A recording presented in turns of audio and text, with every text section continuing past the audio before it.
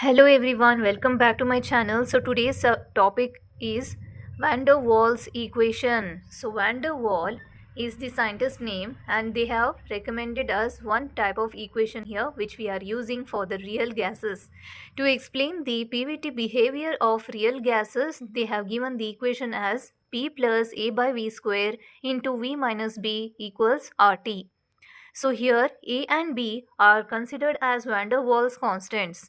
The equation is cubic in volume and below the critical temperature. So three real roots are to be found. The largest root will be of the vapor volume and the smallest root will be of liquid volume. So now you might ask, where is the other root?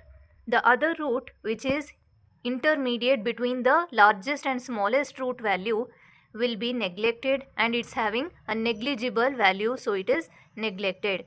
So here P is to be considered as saturation pressure.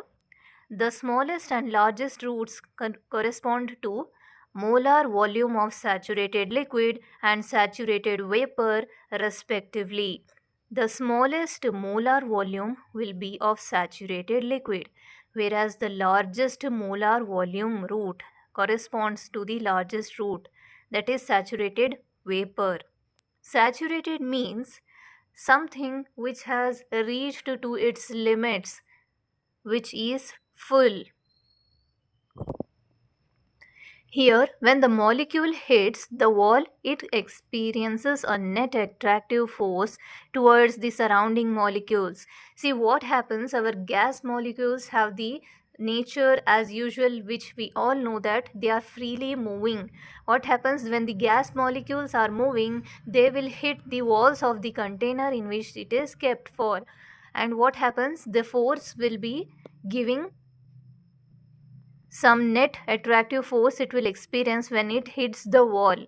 So it will again experience some force towards its surrounding molecules and reduces our pressure. The net attractive force is 1 by V square and actual pressure will be P, less than ideal pressure, replaced by P plus A by V square. Here Van der Waal has just modified our real gas equation, which will be similar to ideal gas equation by placing all these correction factors. See, in our equation of ideal gas, it is simple, PV is equals to nRT. But whereas in our van der Waals equation, we are seeing so many correction factors are there. Why? Because real gases will not behave like our ideal gas. Ideal conditions means completely imaginary or our own type of perfect conditions which we are trying to place the gases in. But in reality, no gas will behave with this type of ideal gas equation. So there must be some corrections to be done. Hence, the van der Waals equation helps in this case. Centers of two identical molecules are at a distance equal to molecular diameter at instant of their collision with each other. See what happens, the centers of these two identical molecules will be at a distance equal to their molecular diameter at instant of their collision with each other. See, when the time of collision is happening, only then they are telling that the distance between these two identical molecules, their centers, will be equal to the molecular diameter, their molecular diameter, complete diameter. So if there is a circle, you have known that it has a center point. Then if you draw a line towards this side, this represents a radius. But diameter is a line which will cut the center in two equal halves. So what happens?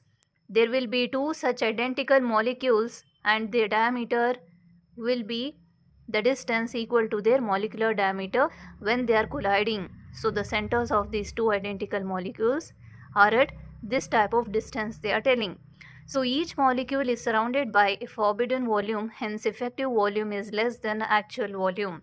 See what happens in reality, there will be some volume in our real gas called forbidden volume, hence the effective volume will be less than actual volume. So our A value will be equal to 27 R square Tc square by 64 Pc. whereas B value will be equal to RTC by 8PC. So these are the correction factors. A and B are considered as van der Waals constants. I hope you will understand this lesson. So thank you.